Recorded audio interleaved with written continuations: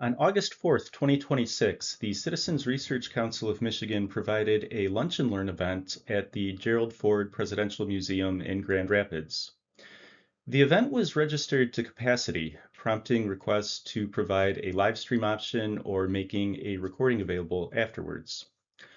We decided that rather than trying to transition a live event into a hybrid event at the last minute, we could provide more value by producing a version of the seminar tailored for web viewing. This is that production. This is the exact same presentation that was given in person on August 4th, but hopefully in a way that is more watchable than a recording of a live event would be. A brief introduction. The Citizens Research Council is a nonpartisan, not-for-profit organization and largely funded by donations. This is important because it allows us to provide objective research without any kind of advocacy angle or institutional bias, other than promoting good governance. My name is Eric Paul Dennis. I have a background in civil engineering, environmental engineering, urban planning, and public policy. I've been with the CRC for over 4 years now as Research Associate of Infrastructure Policy. I don't believe I've ever addressed an issue that is as broadly contentious as data center development. Data centers are not new, but the scale of recent and anticipated investments is unprecedented, as is the scale of individual projects. Some of this investment is just to support the expanding digital economy.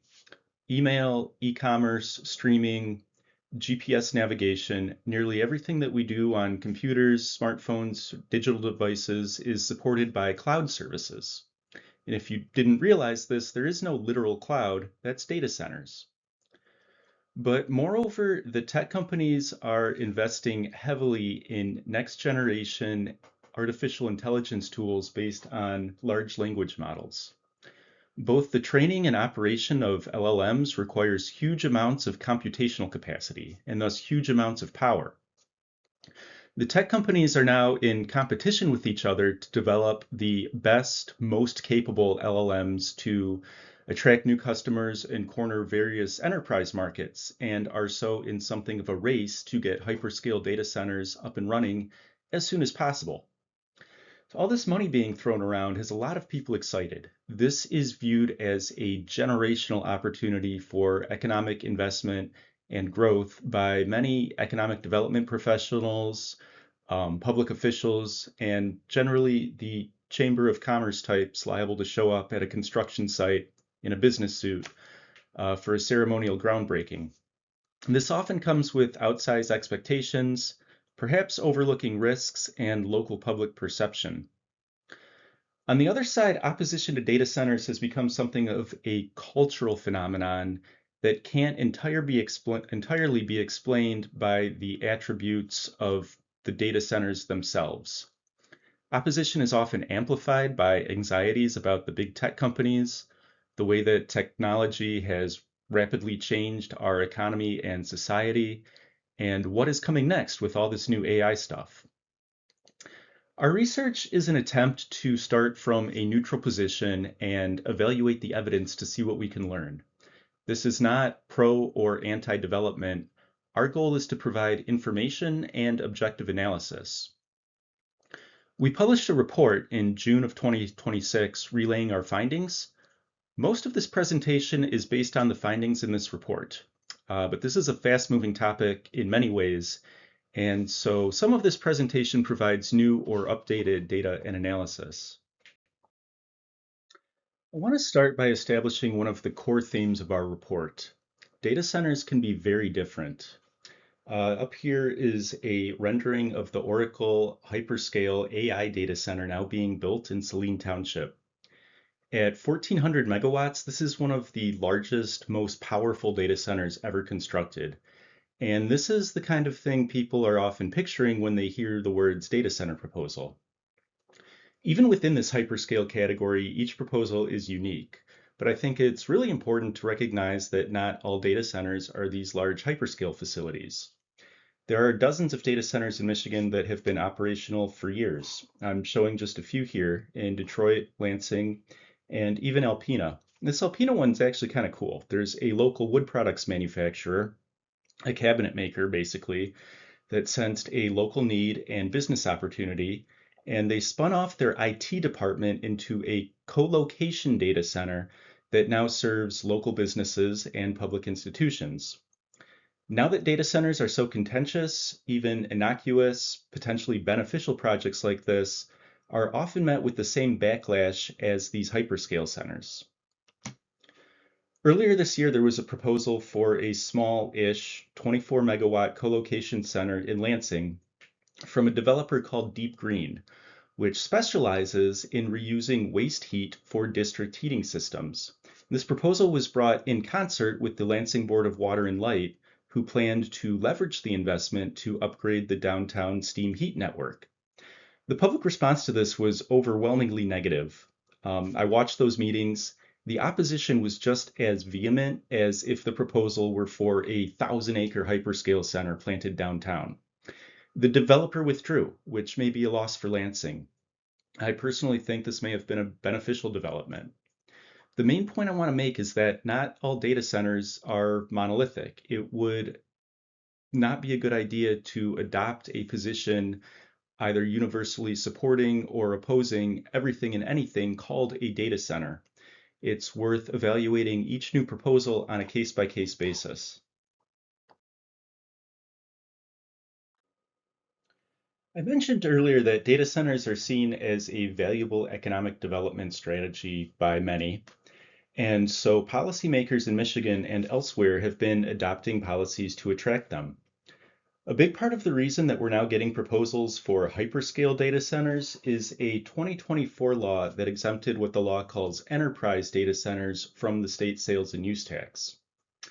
Now, previous to that was a 2015 law that exempted those smaller co-location data centers. In addition to the sales and use tax exemption, data centers can be eligible for a 50% property tax exemption under a 1974 law originally intended to apply to industrial facilities.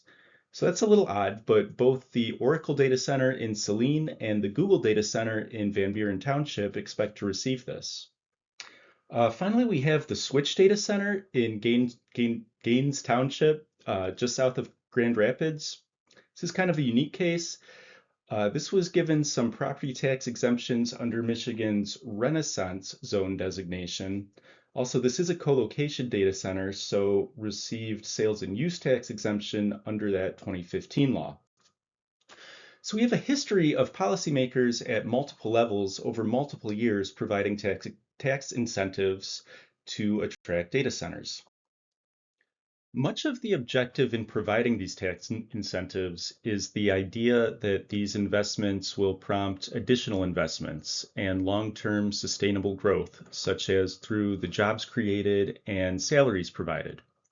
Evidence suggests that doesn't typically happen. There is a lot of activity around the construction phase for a hyperscale data center. This is a boon for construction firms, unions, subcontractors, and laborers. This should not be discounted. This is a substantial economic boost, but it is temporary, at least at the project level. Once construction is over, there aren't a whole lot of jobs. It's hard to estimate how many, even on average, because validated employment statistics are hard to come by. It's been reported that the Oracle data center in Saline will provide 450 jobs. That's not a legal obligation or even a pledge. It's a statement on a website, and I'm skeptical of that claim. On the other hand, the Google data center in Van Buren has actually committed to provide between 51 and 150 jobs. But let me translate that. They've pledged 51 jobs. That's a floor. It could be a few more. But from what I can tell, 50 to maybe 75 jobs is about what can be expected at a hyperscale data center. Another part of the argument for attracting data centers is that they can benefit the local economy by attracting additional high-tech investments and related jobs.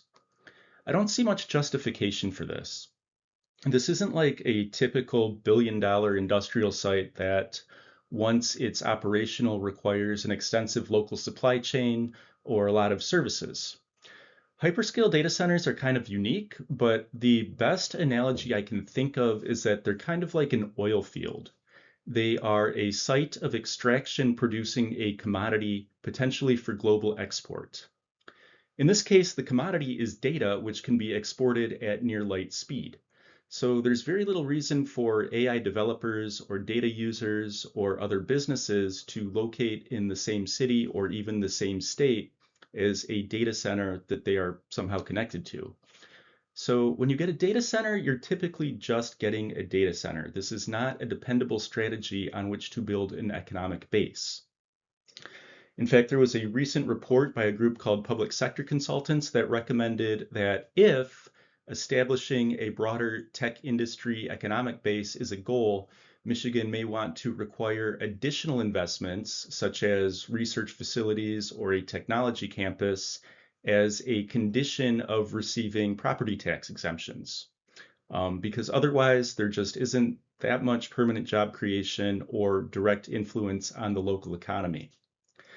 That said, that doesn't mean there are no long-term benefits. There can be significant long-term benefits through property tax revenue, as well as negotiated development agreements. Van Buren Township has presented a property tax analysis on the Google data center that they've recently approved. This is one of their slides. There's a lot going on here, but I wanted to show you their analysis directly without my interpretation of it. So this orange column at the end is the total revenues they anticipate year by year. And this is going to all taxing jurisdictions, not only the township, but also the county, schools, the Detroit Zoo, everything. And they expect total tax revenue to bounce around between about $2 and $4 million per year. Why does it bounce around? Because a lot of the property value is in those servers, the computer equipment, which depreciates rapidly and then must be replaced. So this is reflecting an assumed depreciation and replacement schedule. But over the first 13 years, they anticipate about $37 million of total tax revenues, with about $23 million of that going directly to the township. That's that highlighted number here. This kind of analysis has not been provided by Saline Township on the Oracle data center there. And the reporting on this has been a little confusing, but we do know that Oracle has requested the 50% industrial facilities tax exemption on $43 billion in property value. In that last slide, the Van Buren analysis assumed about $2.2 billion in property value for the Google data center. So this is nearly 20 times more. Again, data centers can be very different. This Oracle Stargate Center is going to be training frontier AI models. So they'll be installing the most advanced, expensive GPUs available, and they've requested an exemption on $43 billion in property value. So what I've done here, I've adopted the assumptions that Van Buren used in their assessment and applied them to the Oracle data center in Saline Township and all of their taxing jurisdictions. Don't take this literally. This is rough math, and there are some assumptions embedded that won't hold, but this can give us a pretty good idea of just how much revenue we're talking about here. For Saline Township itself, assuming that it doesn't subsequently decrease the millage rate, they'll be getting about, on average, $3.5 million per year. Taxes to the county should be about $9 to $10 million per year. The Saline School District, all else being equal, could be getting over $20 million a year. Most of that would actually go to the debt millage, which is quite substantial for the Saline School District. And there are additional taxing jurisdictions that will benefit from this as well. And again, this is rough math, subject to assumptions, subject to changing millage rates, but this all adds up to nearly $50 million per year on average, and that's after the IFT exemption. So there's also a hazard here. Taxing jurisdictions could become overly reliant on a single property. For example, last year, Saline Township collected about $750,000 in property tax revenue.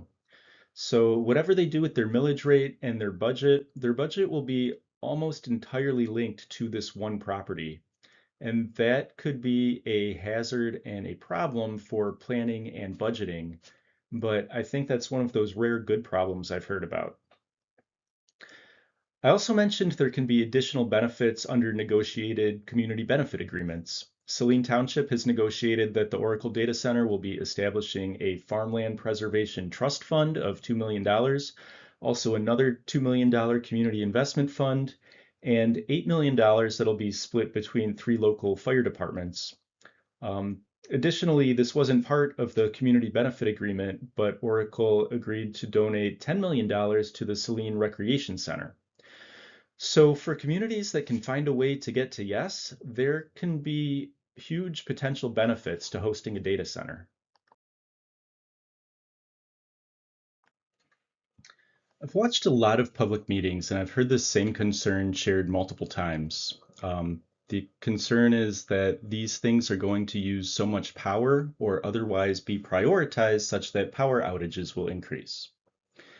This is very unlikely, and this gets complicated, but at a basic level, residents are not on the same grid as these hyperscale data centers. Hyperscalers connect directly to those giant transmission lines. When your power goes out, it's almost always a distribution grid failure. Those little lines that run in front of or behind your house, unless you were around for the Great Northeast Blackout of 2003. That was a transmission grid failure. And what happened after that failure was a whole lot of regulation. So now the transmission grid is, for one thing, quite well protected from storm damage, but more importantly, it's managed at the regional level through regional transmission organizations, or RTOs. And these are independent, nonprofit organizations with regulatory authority that work with the North American Reliability Corporation, as well as the Federal Energy Regulatory Commission, so NERC and FERC, as well as state public utility commissions and each utility, all working to maintain reliability on the transmission grid. Michigan's RTO is MISO, except for this little corner of the state down here, that is PJM. And we're going to be talking more about PJM because there are multiple data center hubs in the PJM region, especially in Northern Virginia, which has a higher concentration of data centers than anywhere else on the planet. They call it Data Center Alley. There's also a hub in Chicago, emerging hubs in Indiana, Ohio, Pennsylvania. So PJM has a lot of experience here. Anyway, the way that reliability concerns are described in public meetings are usually based on confusion. Data centers are not going to use up all the power.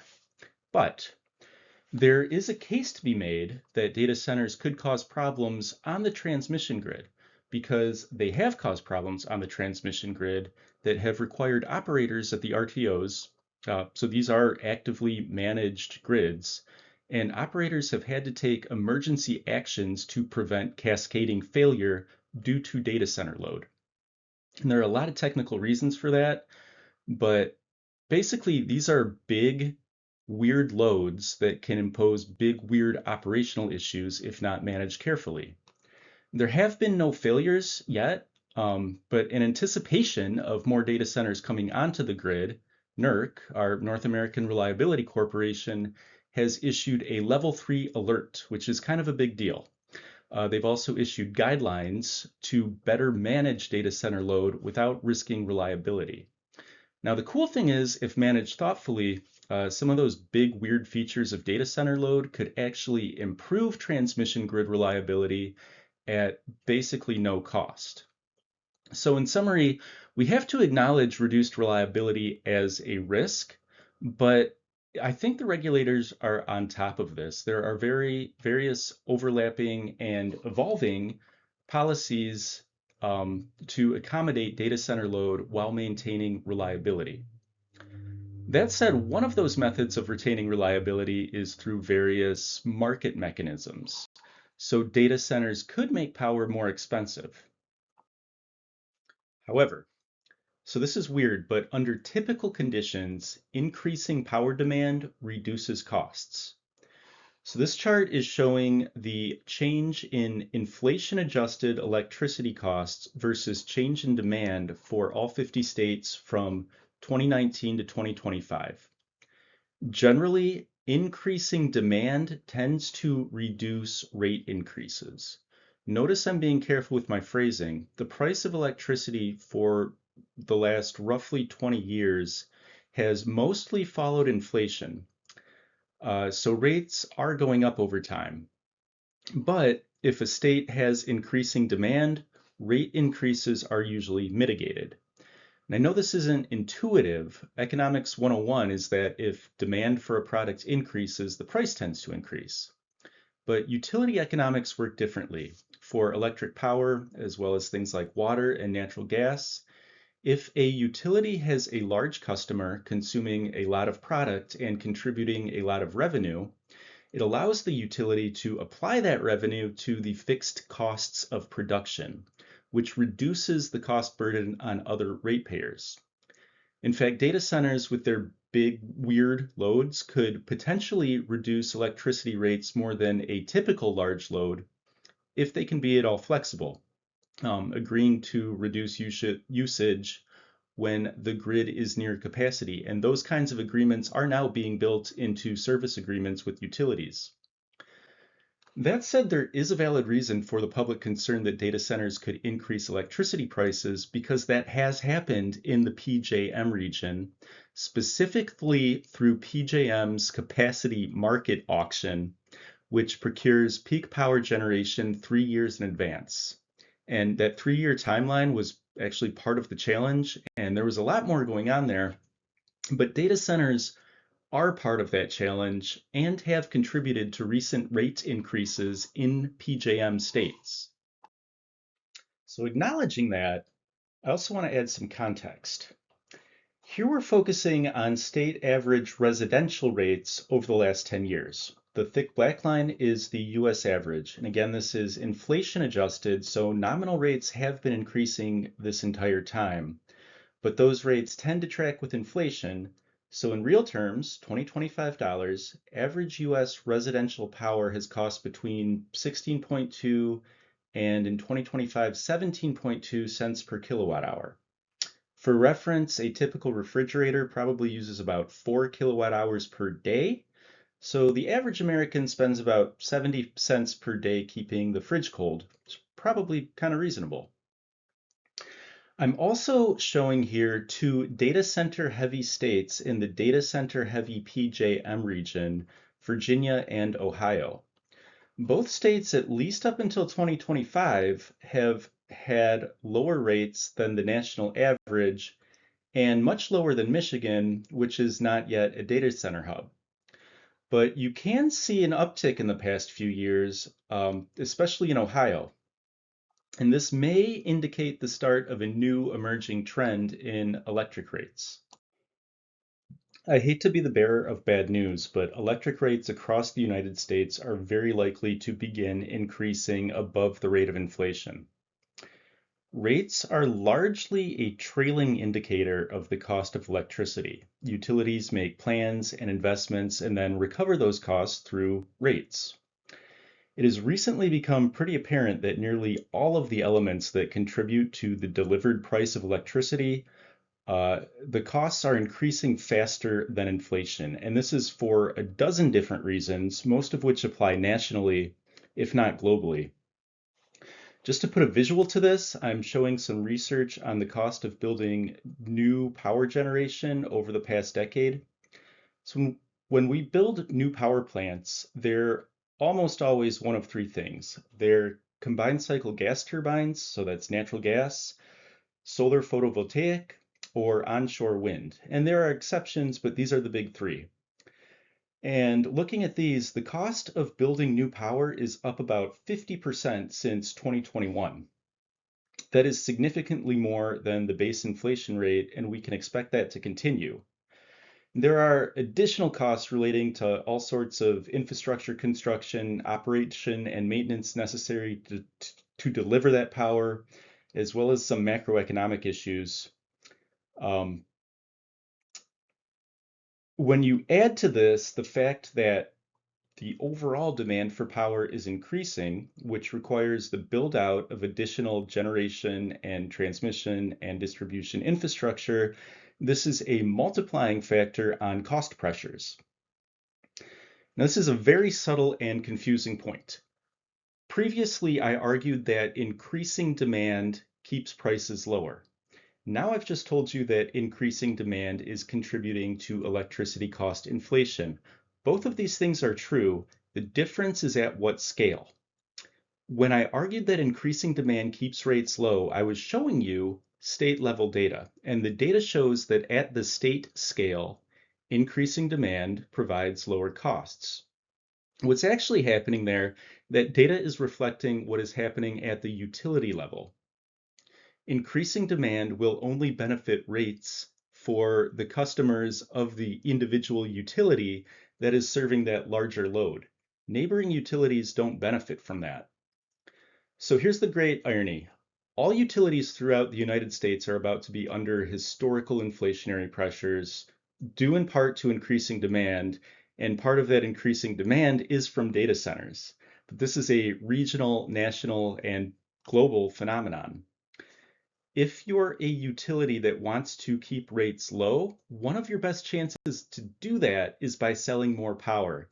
And one of your best bets on selling more power is bringing on one of those hyperscale data centers as a customer.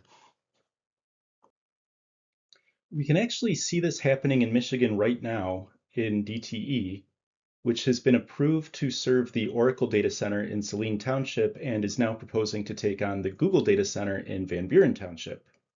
So the Michigan Public Service Commission has produced a cost of service study and concluded that between the Oracle and Google sites, DTE customers will see a cost benefit of at least $400 million over the next 20 years. And that was using some fairly conservative assumptions. It's likely to be more, potentially much more. DTE's own estimate predicts $1.7 billion in benefits from the Google site alone. They were actually using some fairly generous assumptions. All of this is subject to various assumptions and subject to change. It's difficult to forecast these things years into the future, but I'm quite comfortable that the outcome will not raise rates on other DTE customers and is likely to provide net benefits that will help reduce future rates. So here's the downside. For Michigan utilities that are seeing flat, maybe even decreasing load, they will still be subject to all of those national, global, and regional inflationary pressures. Michigan Electric customers served by one of these utilities may experience significant rate increases in the coming years, regardless of the pace of data center construction in the state. On larger scales, data centers are contributing to those inflationary pressures, but they're only part of the issue. We would still be getting much of this cost pressure even without data centers. And at the local level, they can be part of the solution.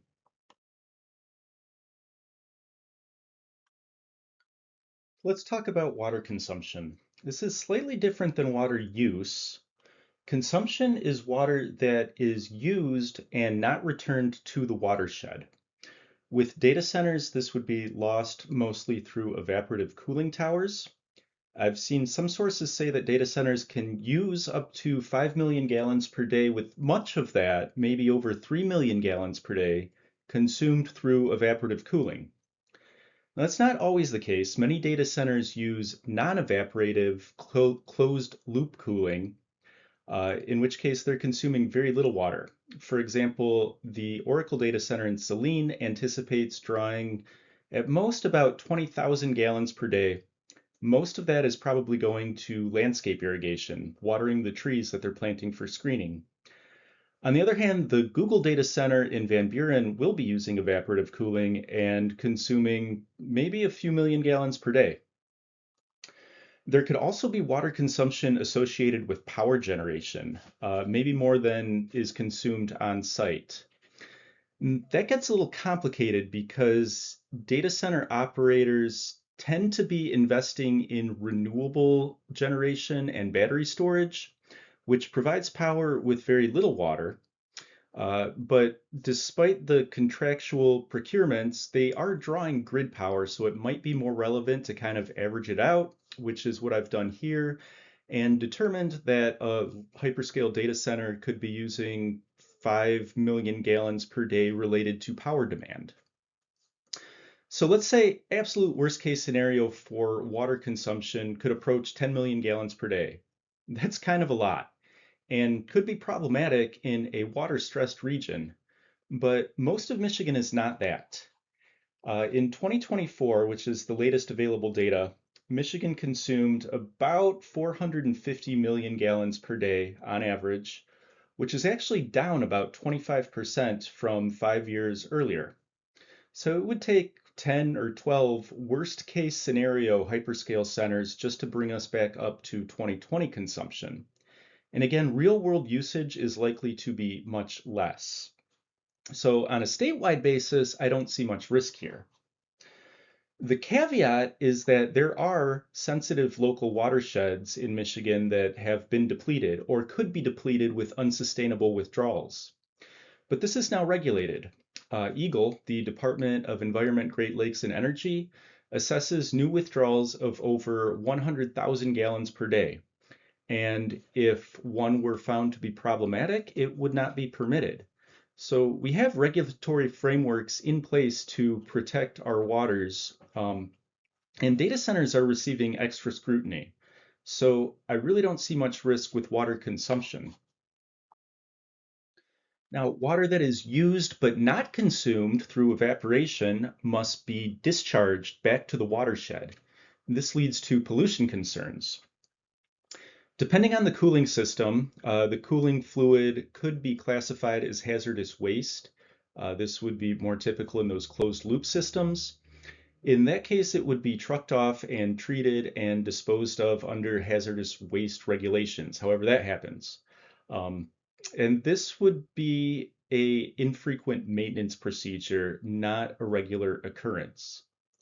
If there are not chemicals in the cooling fluid classified as hazardous waste, it would be treated and discharged, probably at a municipal treatment plant, possibly on site, or maybe pre-treated on site and sent to the treatment plant, depending on what's in the fluid and the capabilities of the municipal treatment plant.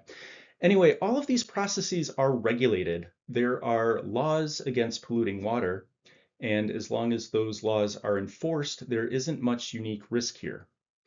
In fact, for all of the public concern about water pollution from data centers, I could not find any verified instances of data centers contributing to water pollution.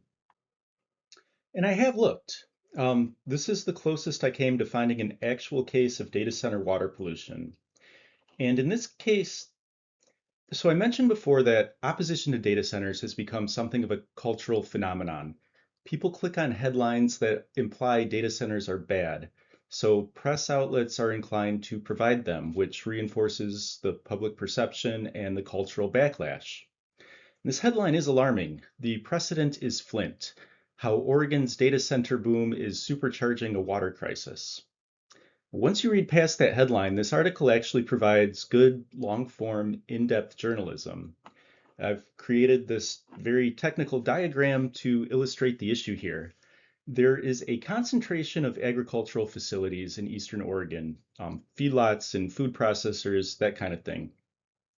This region of Oregon actually has infrastructure in place for these agricultural facilities to pump wastewater to a treatment plant, which then partially treats it and disposes of it through land application, largely on crop fields. So this wastewater, even after treatment, is high in nitrogen.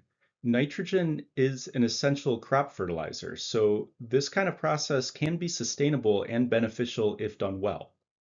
But in this case, land application has been mismanaged for decades. They've applied more nitrogen than can be taken up by the crops, and it has gotten into the groundwater to form nitrates, which in drinking water can have all sorts of adverse health effects. It really is a big deal. So this was already a thing when an Amazon data center showed up in the area. The data center began drawing groundwater for evaporative cooling. The evaporate is basically pure water. Any additives or pre-existing constituents, including nitrates, are concentrated in an effluent, which in this case is then pumped to the same wastewater treatment plant, and the cycle continues. But the data center is contributing no nitrate pollution here, just moving it around. There are accusations that the data center is making the problem worse, but I'm not convinced of that. In fact, if this process is well managed, the data center could actually help in cleaning up the pollution. This is basically how environmental engineers remediate contaminated aquifers. We pump it out, treat it, and then return it. But this is the closest I could come to validating the idea that data centers discharge water pollution. Overall, I see very little risk here. At this point, I want to take a slight detour because I know how many people react when someone says data centers are not a threat to water resources. In my introduction, I mentioned that I have a master's degree in environmental engineering. Part of the reason I obtained that degree is because I am very interested, I might even say passionate, about protecting Michigan's waters. That's also a big part of the reason that I accepted a position with the Research Council. This job has given me a platform to bring attention to multiple threats to Michigan's lakes, rivers, streams, wetlands, and groundwater. And it's been my main focus. I'm showing just a sample of the research that I've produced here. I care. So when I began researching data center water use and pollution, I was bringing a very critical and I think reasonably well-informed framework. If I thought there were any reason to be concerned about this, I would tell you about it. I have many concerns regarding water resource management in Michigan, but data centers are not among them.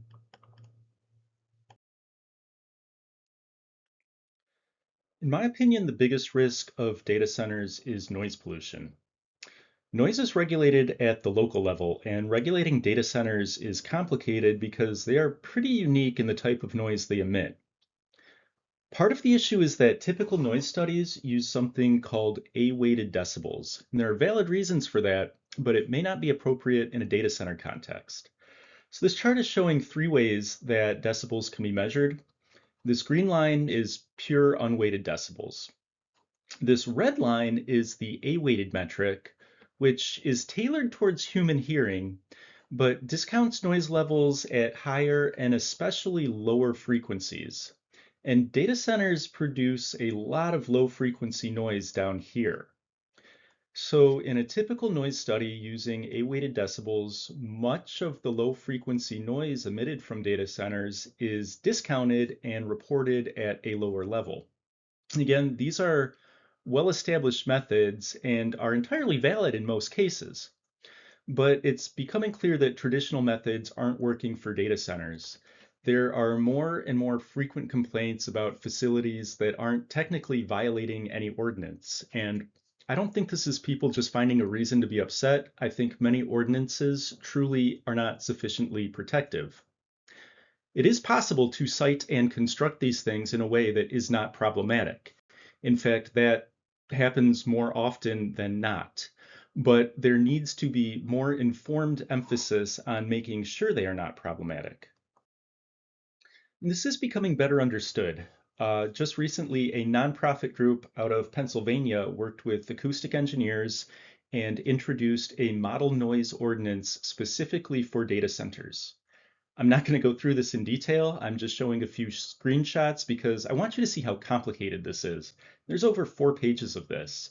But generally, I think this level of complexity is necessary to assure protection. I do want to point out a couple things. One, they recommend evaluating specific octave band frequencies, tones at different pitches, each individually. And that's really important. The second thing, the summary noise limit recommended for residential areas is 50 decibels during the day and 45 at night. 45 at night. Keep that in mind for a second.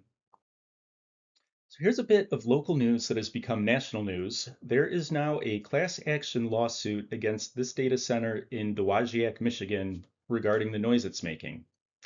This is a weird situation for a bunch of reasons.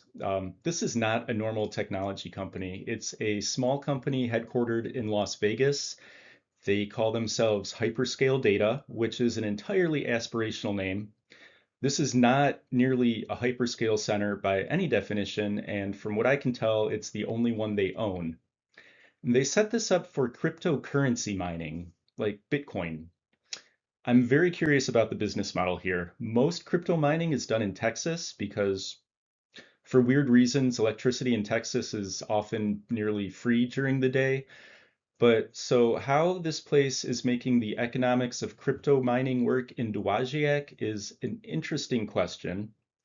Anyway, they installed this crypto facility in a 50-year-old manufacturing plant.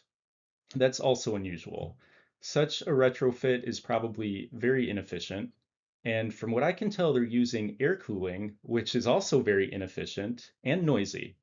And noisy in a way that's weird even for data centers. The problem here is high frequency tones, high pitched whining like a vacuum cleaner, not low frequency tones like we would see at a real data center. When this place opened, Dowagiac did not have a noise ordinance that applied to industrial sites. So this has become a nightmare for nearby residents. So recently, Dowagiac did a couple things. One, they had police measure decibel levels around this facility. And two, they amended their noise ordinance to adopt an ordinance that would actually apply to industrial sites. So first, this is not a proper sound study, so I'm not sure how to interpret this, but the police found average max of dBA, whatever that means, of just under 54 decibels at night. The city council then adopted an ordinance limiting noise to 55 decibels at night. So if we accept this, it seems that this data center that is driving all of these complaints and prompted a lawsuit is actually in compliance with the new ordinance. Remember I asked you to keep the number 45 in mind? That was the nighttime limit recommended by Penn Futures. Decibels are a weird metric, but 55 is actually twice as loud as 45. So Dowagiac adopted a limit twice as loud as was proposed by the group that actually worked with acoustic engineers to develop a model noise ordinance, a noise ordinance that they feel is sufficiently protective. So there are many things that went wrong here. This is a bad case and not typical, but shows the risk. Personally, I hope this lawsuit will lead to some kind of resolution for residents because everyone else has dropped the ball here. Here's another thing I'm concerned about. It's been called the data heat island effect. Just a few months ago, there was a study released where researchers claimed to have identified the location of over 6,000 hyperscale data centers globally. I believe they defined this as being at least 100 megawatts, which is much smaller than the Selene or Van Buren sites, but this is the traditional definition of hyperscale class. They then looked at land surface temperature satellite data from NASA. Basically, NASA has satellites with infrared cameras that orbit around and record the land surface temperature constantly. And this is public data, which is cool. For each of the data centers they identified, they evaluated land surface temperatures from 10 months before to 10 months after they established that the data center became operational. So this chart on the left is showing the average temperature increase over time as well as the range. So see this little ramp from negative 10 months to 0 time? That appears to be the traditional heat island impact due to development, just replacing a green field with concrete and steel. Now, this big bump from 0 to 1 month is apparently what happens when they turn the servers on. The data center becomes operational. And these researchers claim to have seen increases in land surface temperature on average of about 2 degrees centigrade. It's about 3.5 degrees Fahrenheit, and potentially up to like 15 degrees Fahrenheit. Furthermore, they saw this heat island effect impacting land temperatures quite a bit away from the data center. So this chart on the right is showing temperature in terms of distance from the facility. So at 0 kilometers, it's basically the same data as we see in the chart on the left, but they recorded impacts up to 10 kilometers away. That's about 6 miles. So even some reasonably large impacts 4 or 5 miles away. The thing about this study is that I'm not entirely sure how they could have done this with much confidence. I'm not ready to take this literally, but I'm also not ready to entirely discount it. I have questions about the methodology and conclusions, but I think there's something here that warrants additional research. And there is some additional support for this. A different researcher used a completely different method, still using land surface satellite temperature data, but focusing on one single data center, which allows far more confidence in the conclusions. This research used some very robust statistical methods and concluded that the land surface temperature increase from waste heat alone was about half a degree Fahrenheit. And that's not much, but this was a smallish 12 megawatt data center, not hyperscale. The Selene data center is over 100 times larger. So it's hard to tell what this means as a general concept, but again, this shows cause for concern. A third study did not use satellite data. The research team actually recorded air temperature at about 6 feet above the ground. The research team found that as a light breeze blew across a data center, air temperature increased about a degree and a half Fahrenheit on average on the downwind side, and potentially up to 4 degrees Fahrenheit. This was not a very well-controlled study, but again, it implies there's something to this. At the moment, I can't say how big of a deal this is. It should be possible to model heat plumes and thermal impacts like this, but I haven't been able to find a really good example. For now, I can only say I have concerns. There's some potential here to suggest that a hyperscale data center could turn, say, a 90-degree day into a 95-degree day for the surrounding neighborhood. But maybe not. Conclusion for now, more research is needed. I want to touch quickly on air pollution. Overall, this concern is sort of similar to water pollution. We have the Clean Air Act in addition to the Clean Water Act, so these things are regulated. That said, compliance requires enforcement. Many air pollution concerns are related to one of two data centers, both operated by XAI. For some reason, state regulators in both Tennessee and Mississippi allowed XAI to begin operations with non-permitted off-grid methane natural gas generators. I don't think this should have happened. These are data centers that give data centers a bad name, and I think there was negligent state regulation. I would not expect this to happen in Michigan. I am entirely aware I did not touch on every concern about data centers. I tried to emphasize the aspects that are most prominent in public debate, as well as my intuition for what should be a policy focus. But here's a very quick roundup of some additional issues. Light pollution. This is actually one of my pet causes. I think light pollution is very underrated as an environmental and human health concern. It's also very easily managed. Check out darksky.org policy templates.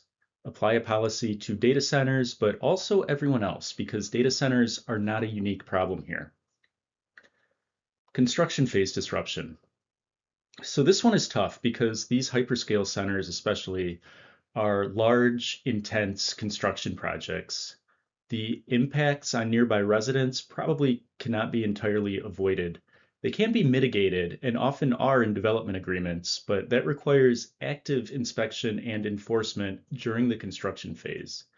The crews on the ground are not likely to have protective project restrictions top of mind. I've been a construction inspector, so I can speak from experience there. Rural land use. So data centers are not a threat to the agricultural industry. There's just so much cropland. The bigger issue is perception and community identity.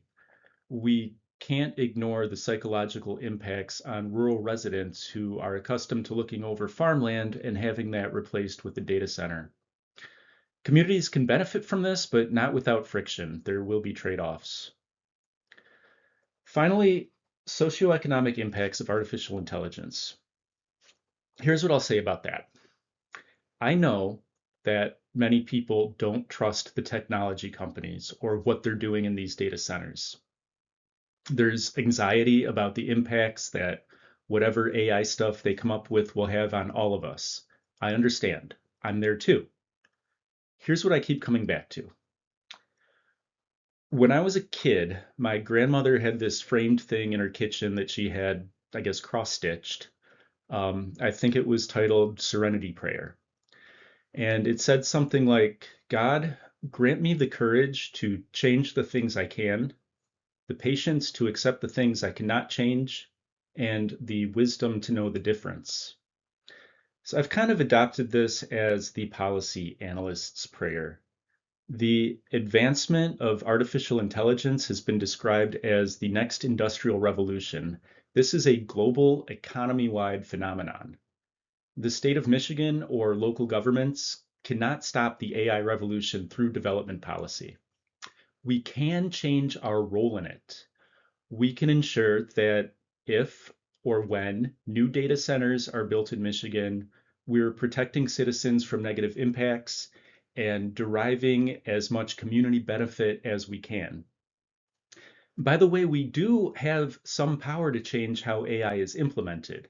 For example, there are things we could do to protect against AI surveillance tools or the consequences of job loss if we have the courage to do so. But we need the wisdom to understand that these are separate policy issues that cannot be addressed by focusing on the data centers themselves. Okay, so let's bring this together. First, all data centers are not created equal. Proposals should be evaluated on the individual merits. Second, this is not an effective economic development strategy. Typically, when you get a data center, you're just getting a data center. You can expect a few dozen new jobs, but they don't bring in new businesses or much secondary economic activity. The caveat to that is they can significantly increase the property tax base, and locals can negotiate some generous community benefit agreements. Next, data center power can be accommodated without negative consequences. It is possible if you do this poorly or too fast, it could impose some reliability issues or increase rates. But the industry and regulators are on top of this, and there is probably more upside opportunity than downside risk. Data centers are not a notable threat to Michigan's water resources, either through consumptive use or pollution. The water risk is often far over-exaggerated, and Michigan has laws in place to manage any risk. The laws just need to be enforced. So there are a couple real risks of local impacts, mainly noise pollution. There's also the data heat island effect, which is a concerning but emerging issue. Hopefully, we will understand more about that in the coming months. Finally, data center construction should be considered independently from the socioeconomic implications of artificial intelligence. Those are complicated issues that merit attention, but we need to avoid confusing this with development issues, or we will have confused, ineffective policies that don't properly address either issue. In the live version of this presentation, we did not designate time for a question and answer period. What we've done instead is offer to address any questions submitted to crcmich@crcmich.org. Our intent is to roll this up into a response document that we will subsequently make available. If you're viewing this at some time in the future, let's say after August 14th, 2026, and you would like to ask a question or otherwise respond, you're also welcome to email me at epdennis@crcmich.org. I expect that anyone watching this will have found something to disagree with, but I want you to know I've been as fair and objective as I've been able. And this research is only made possible through our donation funding model. So if you appreciated this presentation, please consider visiting crcmich.org/donate. Thank you.